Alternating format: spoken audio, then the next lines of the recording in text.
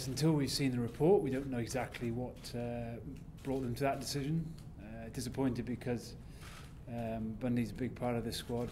Disappointed for him. He's nowhere near a dirty player. He was sanctioned on the day, and we lost him for a large chunk of the game. So we were down to 14 men. So disappointed with lots of different things, mainly for Bundy, because we're lucky that we have a real good group of players in that midfield, but he's one of those, and we'll be disappointed if we don't get to use him. How's he feeling? He was pretty upset about the decision, and rightfully so. But until we've seen the report, like David said, until we know exactly how they came to that decision, then we'll probably have to wait until we see that, until we make any further comment. Simon, he can remain with the group, that's clarified. He obviously has a big part to play in training. Massive, yeah. He's a good trainer anyway, but I think he'll be fully focused on trying to prepare the lads in the best way possible for the game on Saturday. And there's no better man for knowing how how the Kiwis work and how they might be approaching this. He's a big part of this group, and he'll continue to be part of it, whatever the outcome of the report. Robbie's return to health, and obviously coming through against Samoa, it couldn't be more timely in that sense. Obviously losing Bundy in this way. Yeah, I guess in terms of a decision to select two guys in the midfield this week, with Bundy currently out of the equation, it means that Robbie coming back to fitness was great timing. Gary and Chris Farrell, neither of those two played, so they'll be fresh as well. So in that respect, yeah, it's really fortunate that the medics and Robbie have worked particularly hard to get himself back up to speed, and getting through 80 minutes against the Samoans was great to see. Because of the time it would take if you were to appear there, are you preparing for the New Zealand game without him? I guess at the moment we have to, like you say, partly to do with the time that it could take, and we like to have as much clarity early in the week as possible, and we're now Tuesday. Obviously had a travel day yesterday, so we're a little bit limited in terms of time on the pitch, in terms of training. So we've been here before, and it's fine. We'll deal with it, but certainly at the moment we're having to take the course of action that Bundy potentially won't be available to us this weekend. Simon, do you know who the All Blacks are going to put in their midfield, or is it a bit of a mystery too? Just have to wait and see until they announce their team. But yeah, I'm not taking too much interest in their midfield at the moment. But does Sonny Bill Williams, just because of he's such a unique player, you have to kind of tear it away what he wants to do? I think he, along with a number of other players, could form a partnership in that midfield. They have players that can play 10, players that can play 10 and 15, players that can play 10 and 12. So, I think whoever gets the jerseys 10, 12, 13, maybe 15, there'll be a mix of different styles of players, and all able to play in the style that will allow them to get on the front foot. And I think that's it's a massive challenge for us, in particular in defence, making sure that we get good coverage of those guys, because they're able to hurt you. In 15 minutes when they ripped South Africa open and scored 2 tries, how much have you kind of broke that down and really looked at that? Because it's the most sensational thing one has probably seen. I think Japan winning a couple of games has been pretty special as well. But just because of Japan All Blacks this week? Yeah, I mean, I guess there's a number of things.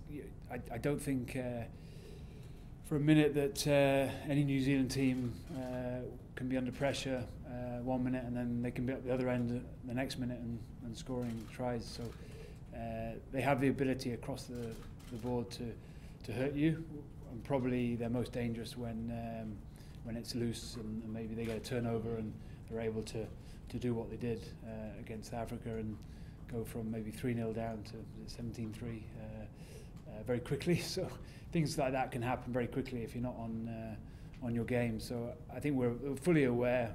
We've seen that ourselves in recent games, how dangerous they can be, and we know that if you give them a sniff, then they'll take those opportunities. Simon, Nigel has been appointed. What's your reaction to that, and what does he? How do his games generally play? I think it's a good appointment. I think we're familiar with him, but so will the All Blacks. He does a lot of rugby championship games. He's one of the Northern Hemisphere referees that does get a lot of coverage in the rugby championship. So, I think he's good. He's a good appointment. I think both camps will be pretty happy that to see Nigel out in the middle, and he's got a good way about him.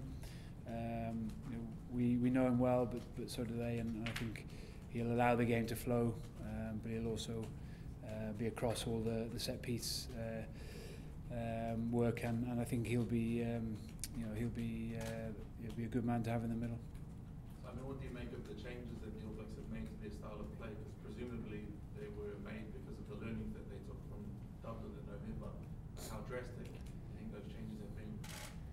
I don't know whether it's solely down to that game, but I guess every team gets to a point where they must keep evolving and keep trying to stay ahead of their opposition, and we're no different. They have, like I said earlier, they have so many threats across the park that they are a team that you can't switch off for a minute. They have enough ball players to play certain styles, but they also have the ability to play a set piece game and muscle up. So, we have to be across the park in our phase attack. We have to look after the ball and make sure we don't give them any soft turnover opportunities. Without the ball, we need to be on the money, and I think our set piece has to stand up, and it's going to be a real challenge for us as a forward pack, and I think that's always the case. And whether we played them in Chicago or in Dublin the last couple of times, I think that's where the game is certainly, we set that tone, and both teams will be looking to do that, and then the rest of your game often can thrive or not from the foundation that you can set up front. So that's no different from what we know from the All Blacks whenever they play. Simon, yesterday Steve Hansen suggested that they might have or might be able to sort of set a few false traps in terms of the analysis front foot when they're talking about, I think it was in reference to Joe's kind of set plays and set moves and specific moves. It was like the mind game starting early almost, but can you just take it as that, and I'm assuming whatever said, you won't alter your course, will you? Yeah, I mean, I think there's no game that you don't go into and try to manipulate the opposition, whether that's setting up in a different way at certain situations in the game, on attack or defence. I've no doubt they'll have something that we haven't seen before, and we'll have something that they haven't seen before. So, yeah, I guess it's part and parcel of the game these days. Every side is analysed. There's a lot of work that goes on in the background to try and figure out how teams play the game, how they attack, how they defend. But ultimately, it's about going out and being physical and trying to impose your game on the opposition, whether that's attack or defence. And we'll be no different to them, I'm sure, in that respect. Okay, we'll take the last one in this section. As a forward flanker yourself and a forwards coach, what do you make of the way the All Blacks use Sam Kane and Adi Sabu as their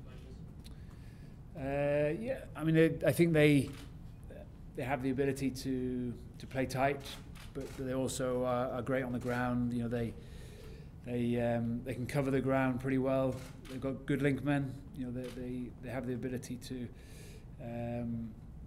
like I say, play in the tight, but also they've got the foot speed to play in those wider channels. And I think that's the part of the game now, isn't it? The game has moved on from when I was playing, been one-paced and not with the sort of acceleration that the guys have these days. So, again, it's a terrific challenge for our boys, especially in the back row, to come up against those guys, and it'll be no different in a lot of the matchups. Across the park, front row, second row. I think in the forward pack in particular, there's lots of intriguing matchups, and the back row in particular, that'll be a good one. We've come up against both of those players before, and at times we've come off second best. At times we've got the better of them. So I think it'll be an intriguing part of the game. Little mini battles going on within the bigger war on Saturday.